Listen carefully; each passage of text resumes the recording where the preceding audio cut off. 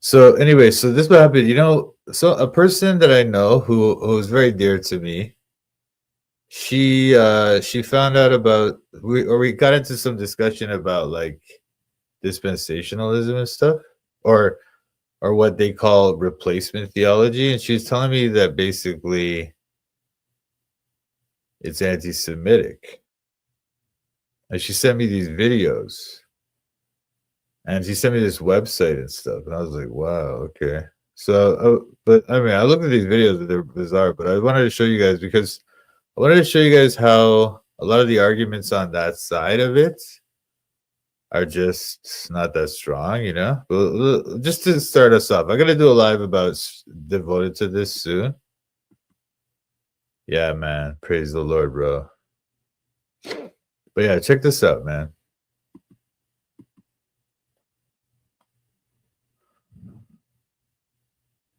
I've heard many Christians say that It's not the same Israel of the Bible.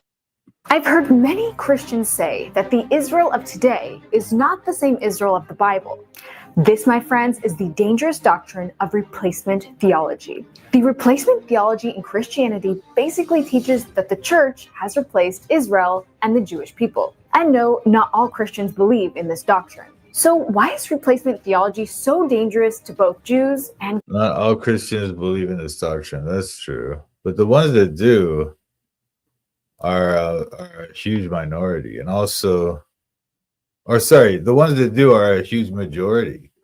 And also, they've been the majority throughout church history. Like, it's just kind of been like almost the standard for most of church history, as far as I could tell. I don't know if I'm wrong about this, but if you look at the old church fathers and stuff, right? They didn't talk about dispensationalism. And so some of them were premillennial and stuff, so that's okay. That's kind of interesting, but they don't really get into this discussion of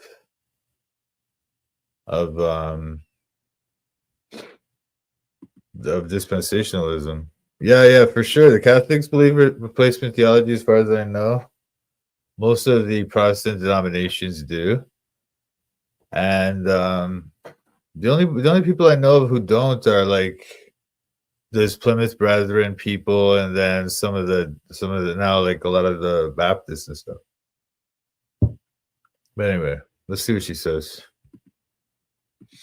And believe in this doctrine. So why is replacement theology so dangerous to both Jews and Christians? Well, what if I told you that replacement theology actually allowed the Holocaust to happen? Replacement theology... This is another one of their arguments, that because of replacement theology, that's why the Holocaust happened. Like, what?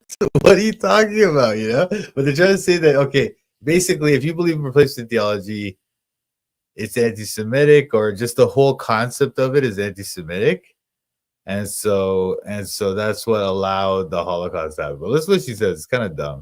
That replacement theology actually allowed the Holocaust to happen. Replacement theology encouraged anti-Semitism to thrive in German churches, causing Christians to look away during the systematic murder of 6 million Jews. Time and time again. So that's the thing. Like, look, man, I don't know where people are getting this idea, right? Like, even if you believe that story, okay? Like, I'm not telling you to believe it or disbelieve it. Believe it if you want, right? But I'm just saying that even the people who believe that story, the general consensus is that most of the German people did not know, right? Throughout the war, they didn't know. It was only at the end of the war, then they started showing them stuff, and they were like, "Oh wow, oh it's so crazy, oh my god," and that's what happened.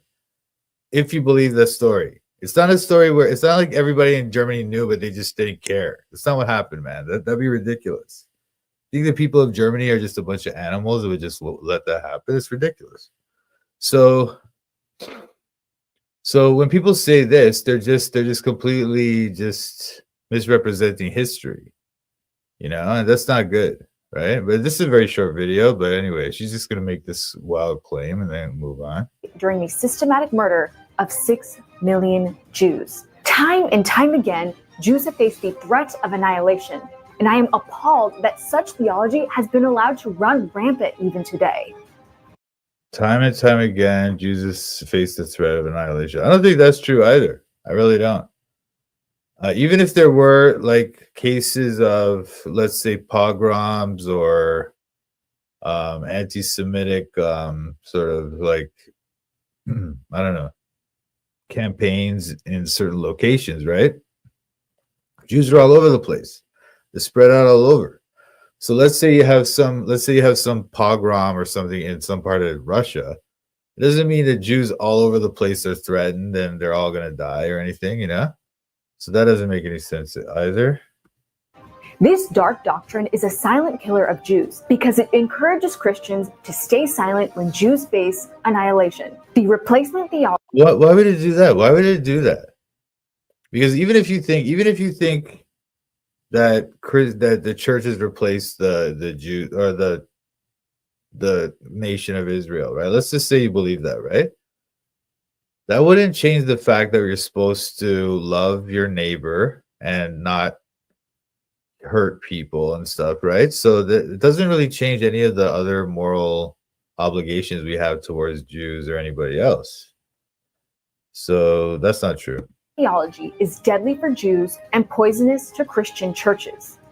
Thankfully, many Christians do speak out against this theology. It's time for the rest of us to speak out against it too, because as the New Testament makes it clear for Christians in Romans 11:1, has God rejected his people? By no means. Sending you lots of love. Yeah, well, we're not saying he rejected his people. Has God cast away his people? That's what it says. Replacement theology might have roots in anti-Semitism, but to say that it allowed the Holocaust to happen is a stretch. Yeah, that's ridiculous. Calvinists also think promises made to Israel are now just for the church. Yeah, because all the Protestant, all the mainline Protestant denominations believe replacement theology. So Lutherans and all the Calvinists was Presbyterians, whatever, right? So like all the Calvinists, all the Arminians, all the Catholics, like all the Orthodox, practically everybody believes this. Except for like some people now, is these dispensationalists and stuff. Even if you believe replacement theology, the rest of Christian doctrine would oppose any kind of genocide. Oh, yeah, exactly. Exactly. So it's just ridiculous to say that, oh, well, if you believe replacement theology, you're basically going to genocide the Jews. And shalom from Israel. Shalom from Israel. It's like, dude, like, you're so biased, you know? But anyway, let's hear this one. This is another one she sent me, I think.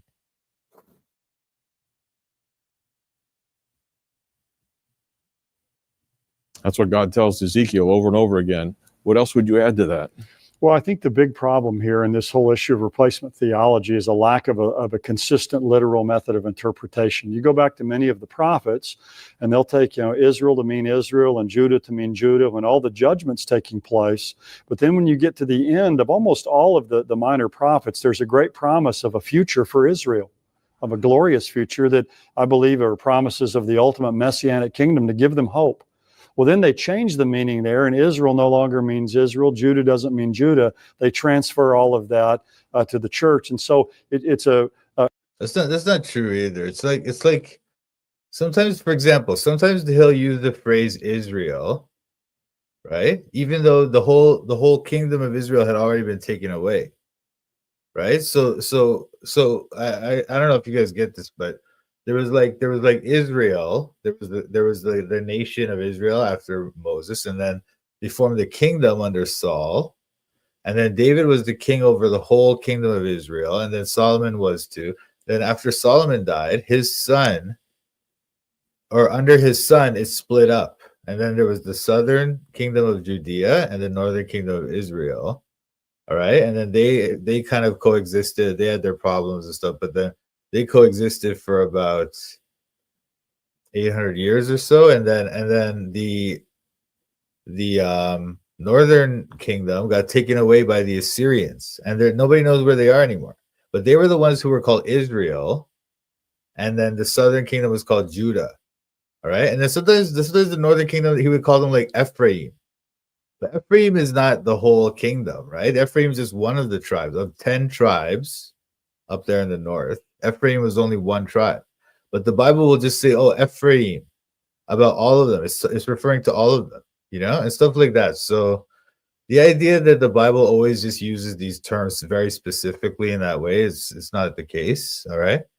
And so that's just foolishness. What someone has described as the worst case of identity theft in history, where the identity of Israel here has been stolen. And so it's a lack of a consistent literal method of interpretation. Also, there's a reading of the old. See, that's what they do. They try to say, oh, they're the ones that are reading it literally, and we're not reading it literally, right? But you can't read everything literally. That would be absurd. Like I'm saying to you, like just for example, if we take those scriptures where God says Ephraim, he's not referring to Ephraim, just only Ephraim. He's referring to the whole tribe, the whole 10 tribes. That's what he's saying, the kingdom of Israel. Okay, so there's no way, you cannot, it's impossible to just take everything, every single thing literally in the Bible. That'd be stupid. Okay, so we always make our little decisions about that based on other contextual evidence and whatnot, right? And so this person to say that, that's what, that we're not the ones, we don't take it literally, but they take it literally. No, they do the same thing. They don't always take everything literally. It's ridiculous. Anyway. Consistent literal method of interpretation. Also, there's a reading of the New Testament back into the Old Testament that changes the meaning of the Old Testament. And that's a very big problem. The New Testament can amplify, can add to the meaning of the Old. No. So that's another thing, okay? Like he says we can't read the New Testament into the Old Testament. That's like also kind of doesn't make any sense, right? Because everybody does that. That's what we have to do. You wouldn't be able to understand the Old Testament without the New Testament, and that's always been the case. That's always been the way that we do it, and even the biblical authors do it. Like Matthew will take like Hosea. I think it's Hosea 7 or something. But anyway, it takes this line from there about how out of Egypt I've called my son. Right, and when Hosea says it, he's talking about, God is talking about the nation of Israel, his son. He called them out of Egypt, right? Like when they were there with Moses. But then when Matthew says it, he's talking about how Jesus was fled to Egypt, fled from Herod, and then at a certain point, God called him out of Egypt. Called out of Egypt, I've called my son. And so the New Testament authors do this a lot. Paul does it. Lots of them do this. Even Peter took that thing from Joel 2. When he's saying to them when on Pentecost in Acts 2, when they're saying about how they're all on new wine, and he goes, "No, these men are not drunken as thou suppose." He talks about thing, right? Talks about like Joel. So, no, that's not true. The Old Testament, but they can't change the meaning of it. You have a great illustration of a professor, a well-known professor, who was espousing this view, and you asked him a question from Acts 1. Tell us about that. There was a wonderful, well-known, godly Bible teacher in Oklahoma City, where I live, and he was teaching there, and he said, the kingdom will never be restored to Israel, but that Israel will be restored to the kingdom. In other words, Israel will come into the kingdom, which is the church, but the kingdom will never be restored to Israel. Now, I went up after he was speaking and asked him about Acts chapter 1. In Acts chapter 1, Jesus has been resurrected from the dead, and during that 40 days before he ascended to heaven, said he was teaching his disciples about the kingdom of God. Near the end of that time, the disciples asked Jesus, is it at this time you're going to restore the kingdom to Israel?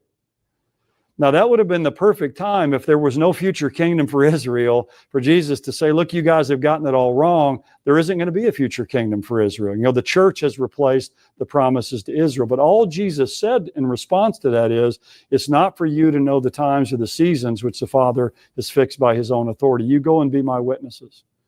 So I think that passage, Jesus failing to correct what they said, meant that Jesus agreed with what they said, and that is someday the kingdom will be restored to Israel, that there is a future for national Israel and for the Jewish people. No, well, that's the thing. Now, I don't think Jesus said national. Okay, so let me tell you what we're doing. Oh, this guy's talking about it too. But anyway, I don't know if you guys want to watch this one. It's like 50 minutes, but it's pretty dumb. But anyway, so this guy goes.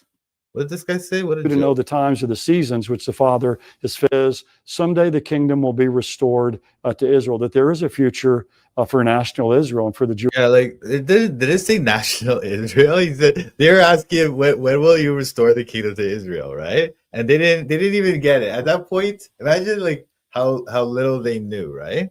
How little they understood at that point. They still thought that Jesus was gonna restore the kingdom to Israel. Like they basically thought that he was going to conquer the pagans, conquer the Romans, and have a kingdom in Jerusalem or something like that, right? And then he disappears into heaven and they never see him again, right? So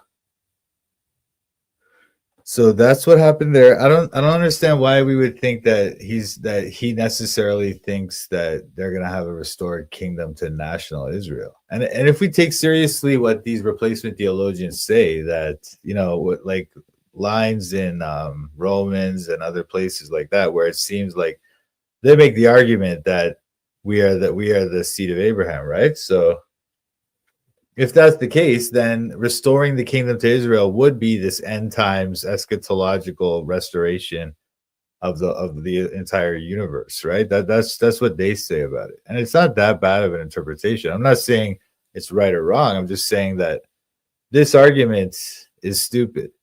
Now, there might be better arguments for replacement theology. I'm just pointing these out because she sent them to me, this woman, Now she's not, like I say, the reason I'm showing you this is not because I want to make her feel bad or anything. It's like it makes me feel bad to think that people look at these videos and think that this is an argument and this is why I should believe this thing. There may be good arguments from the Bible, but these are not the good arguments,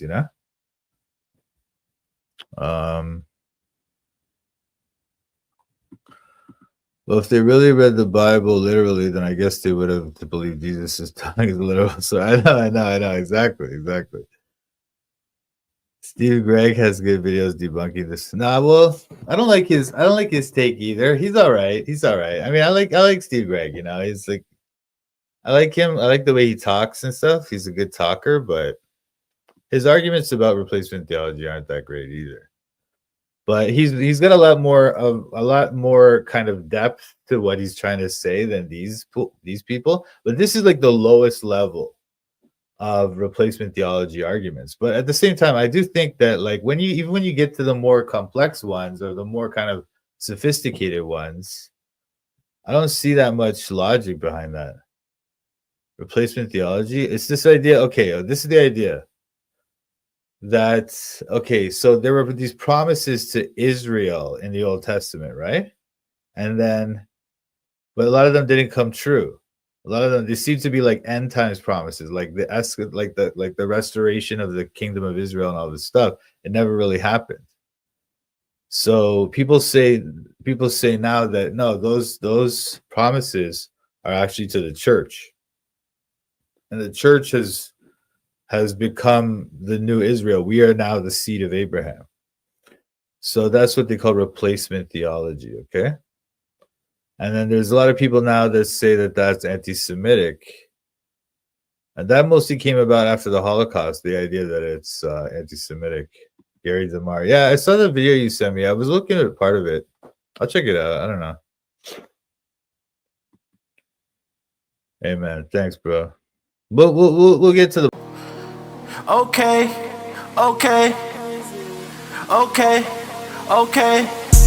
I'm studying the Bible in Toronto. I'm studying the Bible in Toronto. I'm studying the Bible in Toronto. I'm studying the Bible in Toronto. Studying the Bible with Mike, Sam, Pat. These other YouTubers are just so trash. Hit the thumbs up if you want to support. Go follow Mike as he follows the Lord. I'm studying the Bible in Toronto. I'm studying the Bible in Toronto. I'm studying the Bible in Toronto. I'm studying the Bible in Toronto. You better watch out, Mike's calling out the shields. If you're not free grace, you need to sit down and chill. We're not hyper grace, you know we keep it real. Eternally secure, you know that we're sealed. We don't back low, we're not workspace heretics. Mike's not in it for the money, trying to get a lick. They out here selling their souls for a couple clicks. Becoming Freemasons so they can't just get rich. I'm studying the Bible in Toronto.